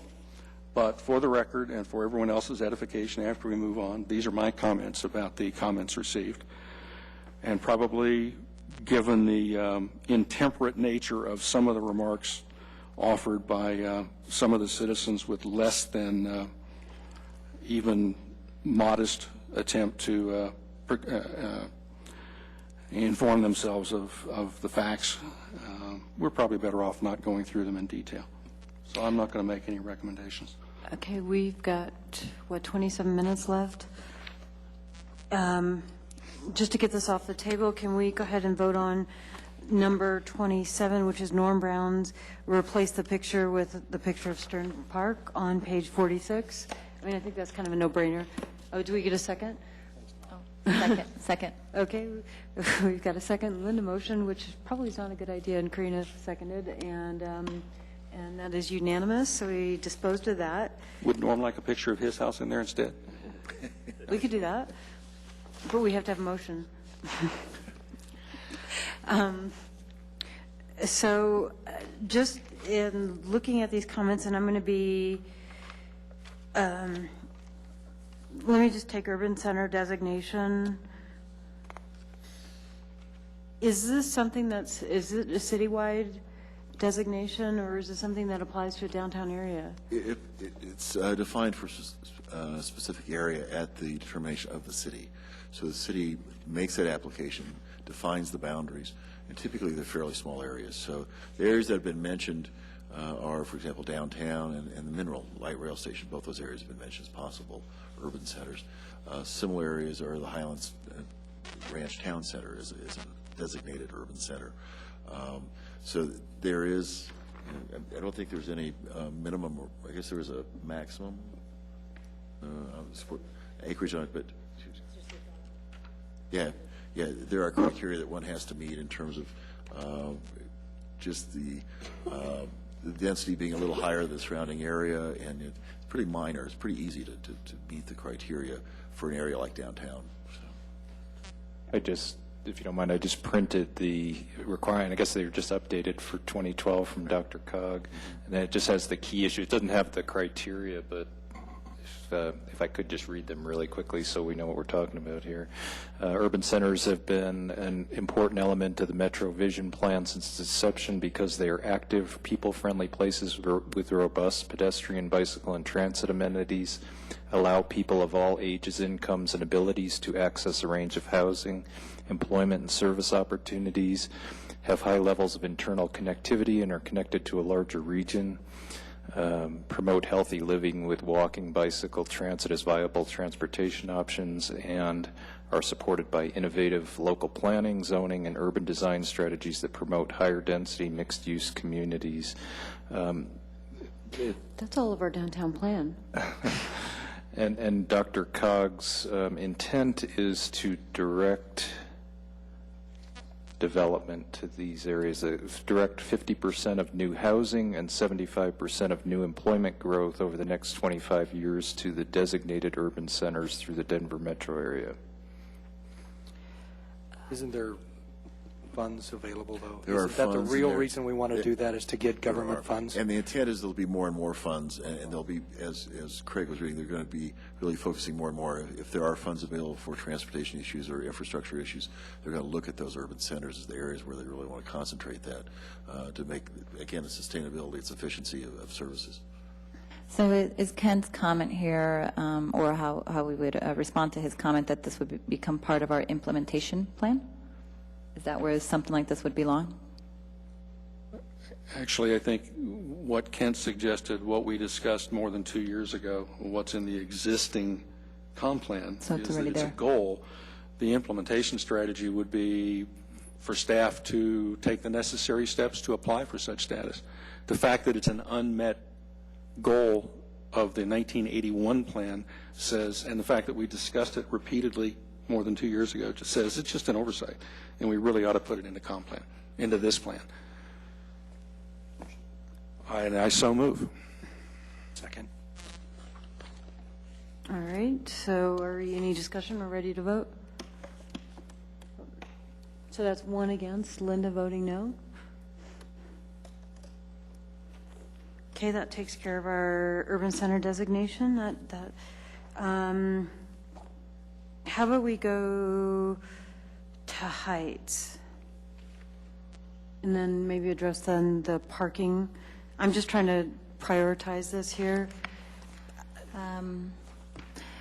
So I came in later on in the phase of this process. How did we establish heights to begin with? So it's, we started with a recommendation. We've gotten a recommendation from the public. So is there some history here? Has this already been discussed in the past? We had extensive discussions, and we brought in a consultant to look at various different landmarks here in Littleton, and what are their heights, and how do they relate? What can we do in terms of heights to be able to preserve the architectural integrity of the downtown area? And so through those extensive discussions, that's how we came up with the height limits. Dennis, you? Yeah, we actually looked at some studies that the consultant did as well, looking at each street and what the heights were along that, and what the relationship of different uses and buildings along that were. And the intent was to try and, as Linda said, to retain the small town character while allowing economic development and development activity. So it's trying to balance those two within the context of that small town character. The underlying zoning will still limit. Underlying heights zoning is still there. In the R5. But the CA zoning has what height limit right now? You can get up 100 units to the acre, and the height, actually, you can actually go through the process and kind of define yourself as to what it is. It's negotiable. No limit. Negotiable. So that's why we put the limits on there. Right. But the underlying zoning will limit those other neighborhoods anyway, those other parts of it. But the CA zoning really has no height limit. Okay. I'm going to add to the discussion a reminder that the major thrust of what we heard from Dick Farley was how the current limits acted to constrain potential development from the standpoint of whether a project could be economically viable with those height limits, and not separate, but and the on-site parking requirements. It was not to determine how to maintain character. It was, here are the consequences of our current limits.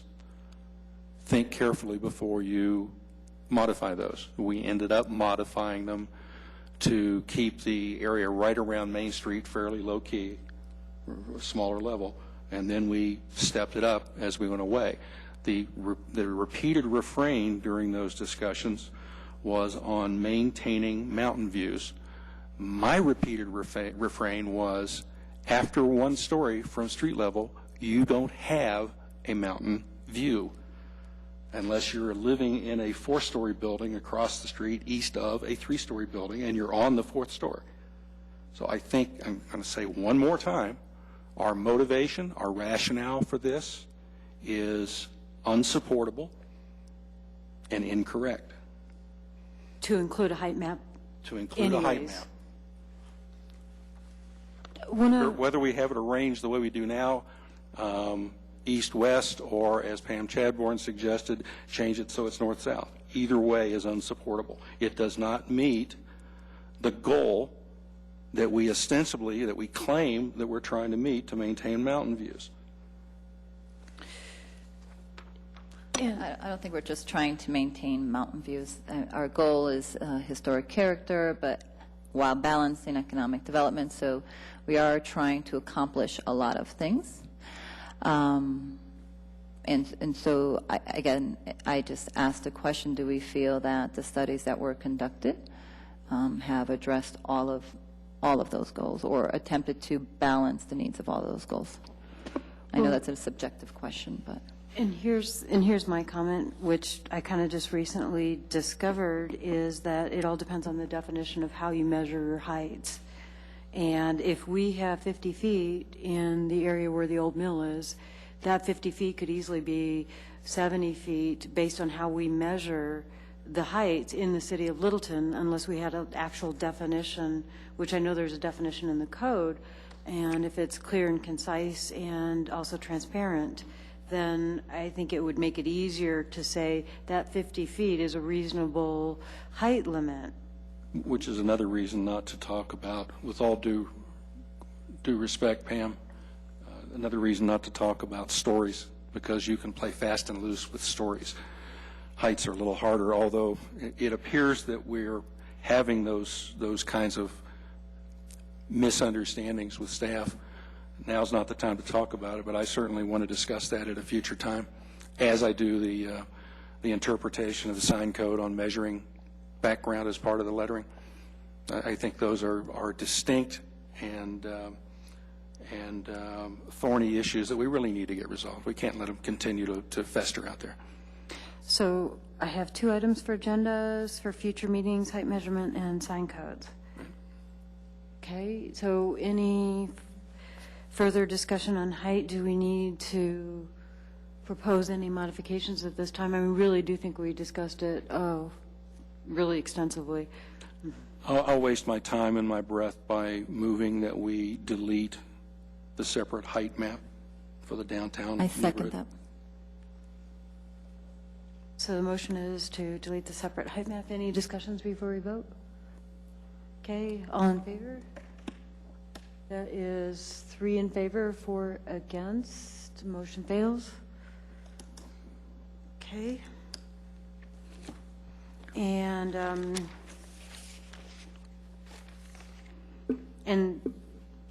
restricting parking in the R5, Dennis, that was, we did that as a separate motion because that was we wanted to modify the ordinance, or no, the zoning code for R5 to eliminate the restrictions for parking. But the one I'm thinking of was the conditional use. Currently allow a surface parking lot as a conditional use. If you use that, if it's adjacent to the CA and you can use it for commercial use. And the thought was that was probably an inappropriate use in the R5, and so you recommended removing that as conditional use in the R5. And So how does it read right now? I mean, in about 30 seconds I can dig it out, but how does it read right now in the proposed plan? Are we talking about just a constraint within comp plan that would be superimposed over zoning, or are we talking about asking City Council to rezone that particular R5? The latter. Okay. Thank you. Change the language. So. And as Sarah Jane just pointed out, that was based on comments we got from the residents. We had a lot of requests for that. So what would we be proposing to do to revise the language that's in the current plan, or the current proposed plan? So my proposal would have been to strike LU4C from the plan, as parking overall is to be addressed in CN5. but that's specific to that area. It's not specific to an overall. But couldn't it be incorporated into the overall plan? Yeah, but this is the only area within the city we've addressed, the only area we've had any strong presentation from residents that it's a concern. It'd be premature to make that a citywide consideration at this point. Yeah, we only have R5 in 3 different parts of town. The others are fairly small and quite different from this R5 district. So. Yeah, mostly they're from the Buck Center east to Broadway. Yeah, and north of Littleton Boulevard. Yeah. Okay, so are we okay with leaving it as is? Okay. Just a question for clarification here. LU 4C specifically mentions lots that are located adjacent to the CA zone district, so that would preclude any other R5 from having the same issue, right? I'd assume that there's no other CAs near Right. Yeah. R5, so this is specific to the downtown area then. Okay. And the next, and we've got to move really quickly on these. So you were saying on page 18? Yep. So here's my proposal. CN1A would read, so 1, 2, 3, 4 lines down. Walks, landscape areas, bicycle accommodations, on-street parking, vehicle and public transport lanes. So just add "and public transport," which would infer it could include potentially a tram or something that's not a vehicle specific. Okay, do we have a second on that? Second. Okay. And any discussion? Sorry. So the fact that it appears in CN1 doesn't matter? We need to be explicit in 1A as well? I think it's an oversight that it's not in 1A. Oh, let's go ahead and vote, since we got a motion and a second, if you guys don't mind. That is 2 against, and the motion carries. All right, so that, took care of that, took care of that, took care of that. We just have one left, and that is Little's Creek. Little's Creek, yeah. So In the the vision, acknowledge Little's Creek as an asset. So the motion is on page 8 to add Little's Creek as an asset. So on the second paragraph where we list the assets of the city, downtown will make the most of its assets, which include the list that is there. I would like to add Little's Creek as an asset. Do we have a second?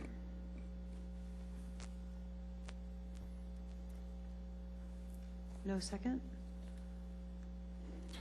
We've talked extensively about the opportunities around Little's Creek as making it more viable for restaurants, walking path, biking path, et cetera, and its accessibility.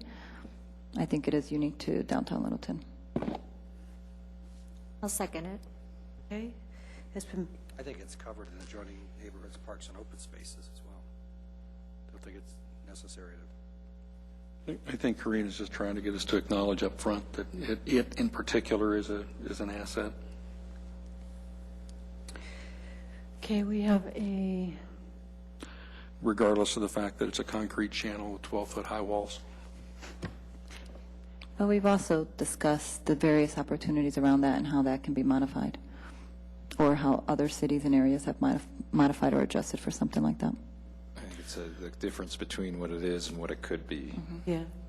And I certainly endorsed that the first few times we talked about it. I've got to tell you, as a construction manager and manager, I would be the first to point out the budgetary constraints of trying to do anything like that.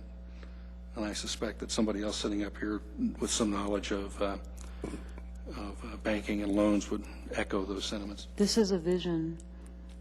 Money I doesn't- realize, is but not I about- realize that, but it's nice if every now and then we connect reality and practicality to our visions. All right, so all those in favor? And that is 3 against and 4 for, the motion carries.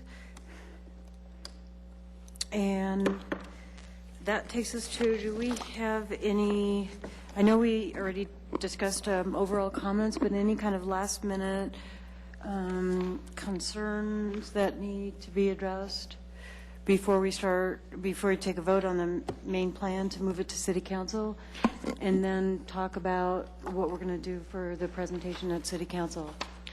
I'm not sure how we end up, if we're going to follow through with what we said about the rest of these comments for, acknowledging them publicly or on the website or something, whether we can just go with the recommendations from staff, or we need to review that and make sure we agree with them or not.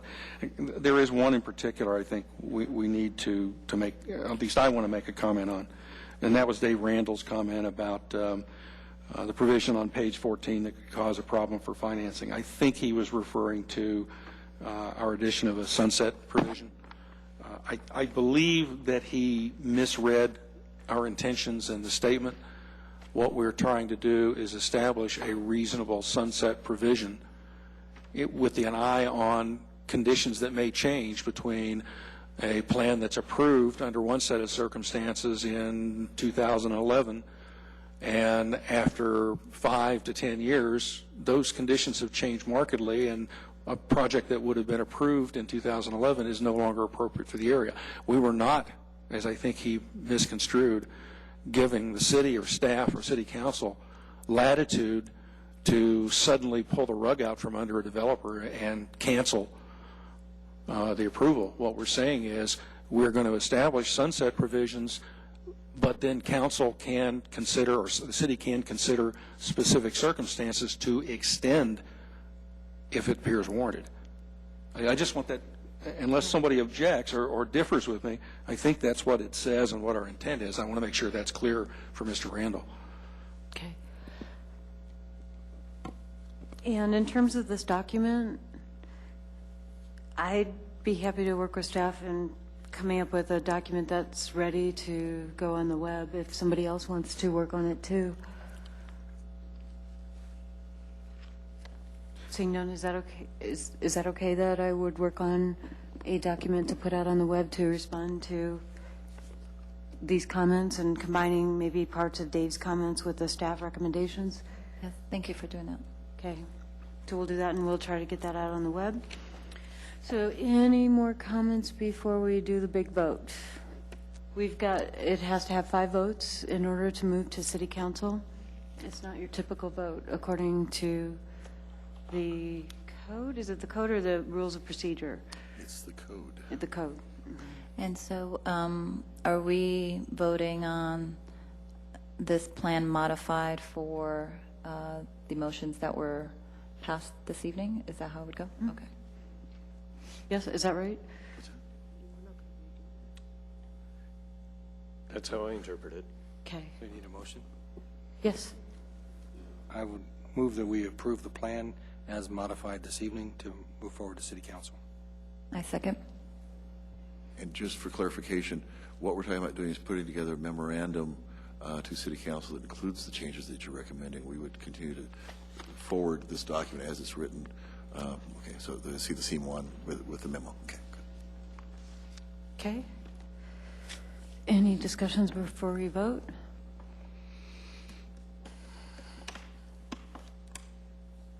And that is Dave against. The motion passes to go to City Council next Tuesday. So now to discuss the City Council meeting. So do all of the public comment, does all of that go to City Council, like these packets that you distributed tonight? We certainly can. Yeah, it depends on what you want to do. We certainly will put together a memorandum from you. I think that it would be beneficial to have the public comment go with that as well. So that'd be part of the packet that we send to them. I think it'd be the summary, the statement itself, and probably the comments that you got in the letters that came in as well, and the summary of the comments that were made at the public meeting. So we can send the package so they see the detailed information as well, so if they have questions. So the primary thing would be the memorandum for you, and then we'd attach the other information as background that you saw at the public hearing as well. Your memo will state that we reviewed all of these public comments as well as our 13 years of working on the plan. It feels like 13 years. 31 years, I thought. And not just this year. So we'll have a big, huge packet for City Council. Will you be sending out the letter that's going out to City Council in advance to the Planning Commission so we have a chance to review it? it's a memorandum that goes out. We can certainly try and get that done. The minutes will be part of that. That's going to be tough to get before it's due. It's due Wednesday. Last chance is Thursday. It's day after tomorrow. So to get that turned around, but I will put that together. I can get that out tomorrow for you guys to review. So, and certainly the memo that I'm writing with the changes. So. But they'd still only be draft minutes. They would only be draft minutes because they've been approved by City Council, by you guys. Yeah, exactly. So. Well, actually, the minutes aren't official until we actually vote on them, as we did on the July 25th. Right, meeting. exactly. So at your next So it'll meeting. be draft. Right. Yeah. And what would you recommend that gets presented to City Council, or do we do not a presentation, just? I think it'd be a summary of, and I don't know if what Glenn wants to do with this, if he wants to present or if you want to present, it'd just be a summary of the public hearing. They certainly don't want the full presentation again. They really are expecting the weight of the public hearing to be on you, that you had the much more detailed public hearing. They've got, you know, a very full agenda for one thing, and that's the way it works. It's really your purview, and they ratify. And they have been watching, and they have an idea of what they want to do, I'm sure, at this point. So, yeah, it's definitely not the full-blown presentation. It's definitely kind of, we did the public hearing, at the comments we got, I think a summary of the process. It's pretty cut and dried compared to what we went through before. So. And you're suggesting that staff do that? Well, I've seen it either way. I mean, certainly the Planning Commission has been very involved in this. I think it would be appropriate for the chair to present it as well. Or at least be available to answer questions. Sure. Your prerogative. Oh, no. So I'm kind of hearing a quick overview. Yeah, I would think so. Kind of going through and just saying, here's the process that we went through with all the public outreach and the comments we got, and kind of what you did, but not get into the details of what the specific recommendations are, not get into the goals and policies and implementation strategies. Really, yeah, they've got it. They will have it, and they can go through it, and they prefer, I think, to ask questions, and particularly in something that's rather quick. So it's certainly, a 5 to 10 minute presentation, I would think, would probably what we're talking about. How about 3? 3 would be perfect. Do you guys think it's appropriate to just do like a short 3-type minute presentation in front of the City Council? And do you guys feel comfortable that the chair will do that? Yes, or Glenn. Okay, so we all agree. So I'll put together something quick, 3 minutes, and then review it with city staff and then the Planning Commission, and we can see what happens next Tuesday.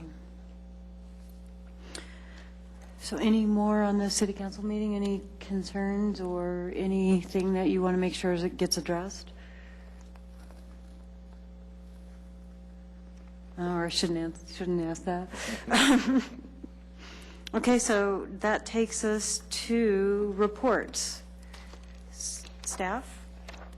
You know, I think I'd just like to echo what we heard a lot last Thursday, and that's just thanks a lot for all the work that the Planning Commission put in on this effort. It shows, and it should be something that you're proud of. That's all I have to report. HP Board? We did get a comment from Mr. Cernanek that they are having their something on what date was that? 15th, I think. The 15th. It's a Saturday. It's a Saturday at the museum. retreat or A workshop on their design standards. Right. It's Historic Denver is going to do a presentation on a number of things to not just update historic homes, but any older home. So they're going to have some demonstrations on how to, I think, fix and repair double-hung windows. They'll have an active demonstration on that and a number of other things. But, So this really would, in part, address one of the comments we received about the city should do more to. yes. Councilmember was right on that. How do we find out more about the topics that will be discussed at that? Oh, we can send you something. I think we'll probably have a flyer if we don't have one already, and we can get that out to the commission. Thanks. Sure. Okay, any other, how about commissioners? Anything to report? And the chair has nothing to report, so that takes us to the conclusion of the meeting. Do we have a motion to adjourn unless somebody else wants to bring something else up? I move we adjourn. Second. All those in favor? Oh, Dave is no. Sorry. Slow. I'm having the same problem that Debbie had with the city council meeting the other night. Not used to making sure all the buttons and switches are flipped.